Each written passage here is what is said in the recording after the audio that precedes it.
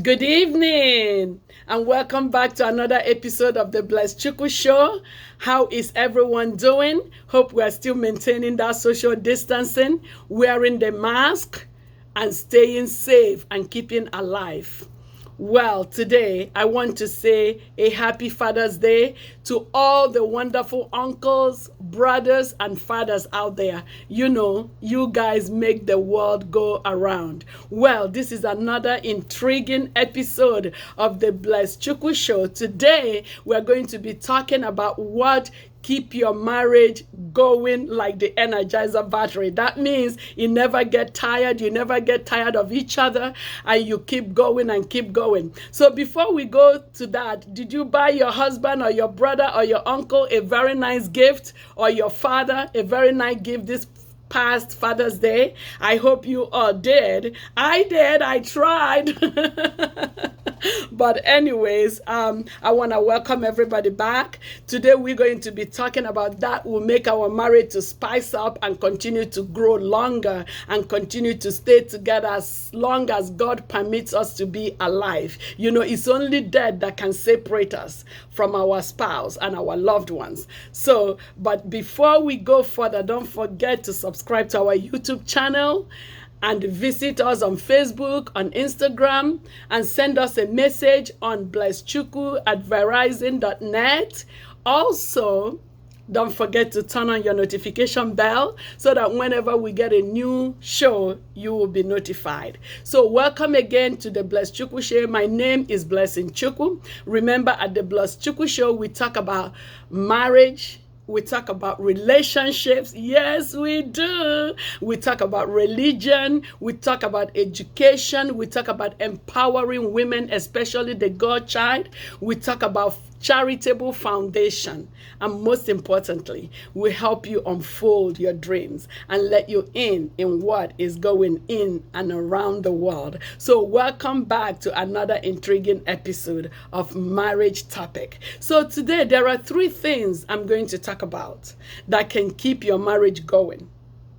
And then I'm going to add a 4th one, which will be the first thing that I will talk about. The first thing that can keep your marriage together and to last long is prayer. Prayer is the key. When you pray with your spouse, you reason alike. You go in the same direction, because when you pray together, God will reveal to both of you, what is going on, how you can run your marriage, how you can do things together. So it is very important that you pray with your spouse. You stay in prayer, you read the Bible. Sometimes you can sit down and you discuss the Bible verses and, bring some topic that are controversial or that are not well understood, and you will read it over and over, and then you will talk about it, So when you talk about it, you will understand. Your wife might know better, you might know better. Whoever knows better can just explain it, and then you couple will pray about it. And then when you pray about it, you will see the changes and things will begin to move in the right direction. It is very, very important that we stay together in prayer. And when we stay together in prayer, it does really help the marriage to grow. It helps the marriage to last long. It helps the marriage to expand in so many different favorable direction for us, so prayer, it is very, very important in everything that we do, not just with marriage, with our job, choice of where we want to go and work, the kind of job we're looking for, the kind of business we want, or the kind of people we associate with, the kind of things we should go to. You see, prayer makes everything much, much easier. It doesn't mean that it's not difficult. It is, things are difficult, but with prayer, everything works easier and much, much better. So prayer is the key to everything. For every part of life, prayer is the key. Okay? And also, I want to talk a little bit about communication. Communication is a big key, because when you don't relate, when you don't communicate, you don't know what the other person is thinking. you can only imagine. You can only begin to think and begin to wonder and say, oh, what are they thinking? Do they like what I'm doing? Do they like what I'm wearing? Do they like my job? Do they like my business? Do they like my friends? But you know, when you communicate, a lot of marriages, we don't communicate. So we just assume and judge each other back and forth. That really does not help marriage stay strong or help it grow. So you cannot judge each other, but when you communicate, you will see, you will get to understand that your partner will get to understand you, and you will be able to know when they are upset or what is really upsetting them, and they will know what is really hurting you or making you angry. But when there's no communication, everything is boring. And you know, then what's the need of being with somebody you cannot communicate? You know, some people don't talk a lot and some people do talk a lot. So we can also let that person who talks a lot always speak their mind. That way too, we can say something. Talking a lot is good, not talking a lot is good, but most of the time it's good to come to the middle where both of you can really, you know, kind of understand each other. When you communicate, you will know how to raise your children. When you communicate, you know what house to buy. When you communicate, you know what kind of job will be good for each other, because each other will learn each other every day. We might not even speak so much, but we watch you the way you do things, or maybe when we are dating, we've gathered few informations about you. But if you leave out communication, it's not good. Communication is very key to marriage. It's very key to any relationship, because that is the only way you can be able to understand each other. So with that said, what I have for us today is 3 little things I want to say that will really keep our marriage spiced up and keep it longer and keep it lasting and keep it going. So, you know, sometimes we don't understand. We say, oh, those are the little things, you know, those are the things that we can, it's okay. It doesn't matter. He knows, I know. So what is the first thing about keeping our marriage lasting? Number 1 is thank you. You know, we don't say thank you enough. We think that that person owes us. We think that that person is supposed to do those things that they are doing. You know, yes, they do, but not always. Everybody is not the same. But the little thing people do, and you say thank you, they know that they are appreciated. They feel important. They feel like, okay, I'll do more. Even the Bible says that when you thank God for what God has done, he will do more. You know, we are little gods, you know, the little children of God that we are. You know, when we say thank you to each other, you will see we will do more. That means I'm being appreciated.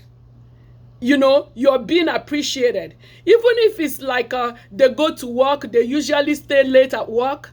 They come back one day, like if they usually come at 6, today they come at 4. You don't really know why they come home, but it's good. Maybe they have come home because of you, to spend time with you. Say, thank you, darling, for coming back on time today. Or let's say they go and do the dishes.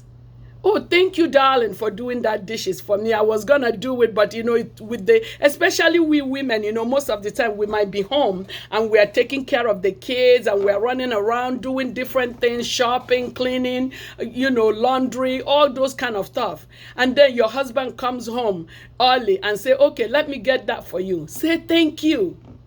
Or your husband goes and buy you flour. Don't say, oh, what am I going to do with flour? Am I going to eat it? Let me tell you, in Africa, we are not used to flour. We are not. That's not us, you know. That's not us. But some of us now are beginning to appreciate it. Most of us are not flour people, you know. So even if your husband comes home and bring you flour, that is so romantic. So say thank you, appreciate it, and say thank you so much for this flour that you gave me. Or let's say they come back home, it's Mother's Day or it's Father's Day, they bought you just a card. No gift, no chocolate, no nothing. Accept it with thanks. Don't ignore the small things. Don't think because it's not a big house, it's not a big car, it's not a lot of clothes and shoes and bags, it's not Givenchy and Bavanchi or whatever they call them. No. Every little thing your spouse give you is from the heart. They care. They care about you. They think you will like that. Or maybe because they like it, they want you to have a piece of what they like. So thank you is always in style. It's never gonna go out of style. Thank you is very good. Appreciate the little things. And when you begin to say thank you, or please, can you hand me over that cup? They give it to you. Say thank you. Or maybe they go and they fix the bed. Say thank you. You know, it's your wife. You know, wife were the ones that do most of these domestic works that need us to be said thanks to. You know, because we do so much that we are so tired in the day, or sometimes we work, we do everything. We need to be appreciated. Women, we love to be appreciated. And I know that men too love to be appreciated. But those little thank you back and forth, it's not only the man to say thank you. It's not only the woman to say thank you. We all need to learn to say thank you. You know, thank you, like I said, is always in style. And it will always be in style. It will never, never go out of style. And thank you is always appreciated. That means you appreciate the little things. And then, if I give you bigger, you will appreciate it. And then what would happen if I give her a car? I just gave her that flower, I just gave her that card, or I just help her bring water to the table, and she says thank you, or he says thank you. That means if I give her something bigger, she will be more appreciative. So it is good, and that person will feel good about themselves and feel like, yes, even no matter how little this is, my wife or my husband appreciated. So please, let always say thank you. Thank you, thank you is always in style. So the next one is, we all say, oh, I love you. We take it for granted. You know, we think, oh, I love you now. You know I love you. I'm living with you. You know, some men are like, I live with you. If I don't love you, I won't be here. No, no, no, no, no, no, no, no. Women, we love to hear it. We do love to hear, I love you. I appreciate you. Thank you. Women, we love to hear, I love you. You know, there is something it does to a woman when the husband say, I love you. You know, and you have to mean it. Don't just say it to say, oh, I'm saying it so she can leave me alone. No. Say it because you love her. After all, she's the mother of your children. After all, you've been together through thick and thin. After all, you have struggled together. Yes, you need to love her. You need to love him. Say, I love you. Don't say, oh, she knows. Don't say, oh, he knows. Say it. When they bring that gift for you, say, thank you, I love you. Thank you, my darling, I love you. I love to see you by my side. I love to wake up with you. You know, even through those morning, you know, what I mean, morning breath, and I love you. Because that's who you have chosen to live the rest of your life with. You have to love them. And because that love brings the marriage closer.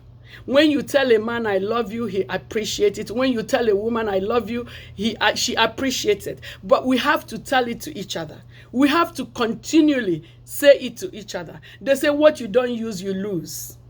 So you gotta use those languages. They are magic words. They are very, very important words. They are very, very needed in marriages, in relationship, even with your children. I love you. Thank you, my daughter. Thank you, my son. I love you. Thank you. But when you say that to your spouse, it does something different for them. You have to always let them know that you love them. Don't say, oh, they know. After all, I've lived with them for 25 years. They should know that. No, no, no, no. They don't know that until you say it. Yeah, they might know it too, but it's always good to say, I love you. Try it for a week. They say, what you say for 7 days, you master. If you've never said it before, if you have never done it before, maybe you're shy. Maybe it's not your style. Maybe you just are a different kind of person. Try, you will see. You will see a lot of changes in your marriage. And then the third one is, I am sorry. It doesn't take a pound out of your skin if you say you're sorry. There is nothing wrong in saying, I am sorry. Say, I'm sorry. You know, that person knows that you feel what you've done is wrong. We don't always knowingly do things. We don't always purposely do things. Yes, we are angry, we can do something. You know, the Bible says be angry, but don't sleep on it. Be angry, try to sort it out before you go to bed, because you don't want to go to bed with a heavy heart. The Bible says that a man shall leave his mother and his father, so shall a woman, and they shall come together and become one, and nobody shall be able to put asunder. Our marriage is in asunder because we allow these little things to slide. So we have to learn to believe in God, walk with God, and say sorry, say thank you, say I love you, and communicate. Those are very, very vital keys to marriage. And when we begin to do these things, we begin to practice these things, even if we've never done them before or we do them once in a while, it will be good to continue to do it. When you say, I am sorry, that person knows that you are really sorry for what you did. You could have said something you didn't mean to say, and then you will explain, I'm so sorry, I did this, I didn't mean to do it. Even if you meant it, you say, oh, I was so upset, that's why I said that, I am so sorry. All these little things help us keep our marriage growing and keep it together and keep it lasting.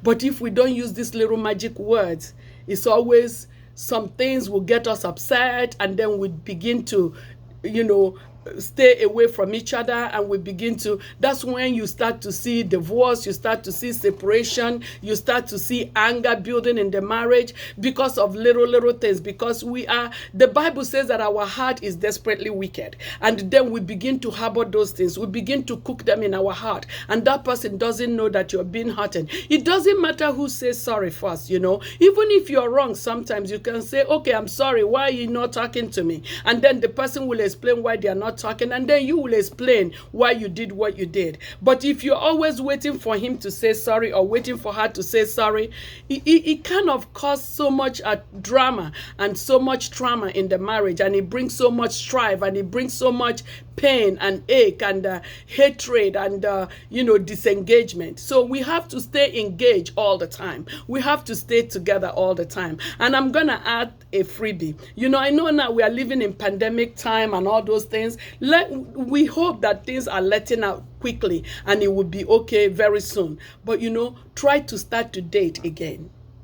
It's okay even if you've been married for 30 years, 40 years, 50 years, learn to date again. Go out, choose a day where both of you will not work, or maybe you both work half days and you meet. If it's Friday night, if it's Monday night, whatever night work for you. Some people have to work through the weekend. So it could be one day, Monday or Tuesday, any day that is convenient for both of you. Find a babysitter to watch the children if you have little children. Go out and date, because this way too, you're showing your children how to be. Even if your children are grown and gone now, when you start to do this, they will still watch you, because remember, no matter how the tree is tall, he can never be taller than the planter, the one that planted it. So it's good to always still go out, start to date, start to hang out together, start to be friends again, start to get to know each other again. All these things are very vital key to a successful and a long-lasting marriage. Thank you for watching this special episode of the Bless Chukwu Show. Hope you guys will learn, pray together, stay together, love one another, appreciate one another, communicate with one another, say sorry where necessary, say thank you where you need to, and say always, always, I love you before they go out of the house. But when they come into the house, love them, appreciate them, thank them for every little thing that they do.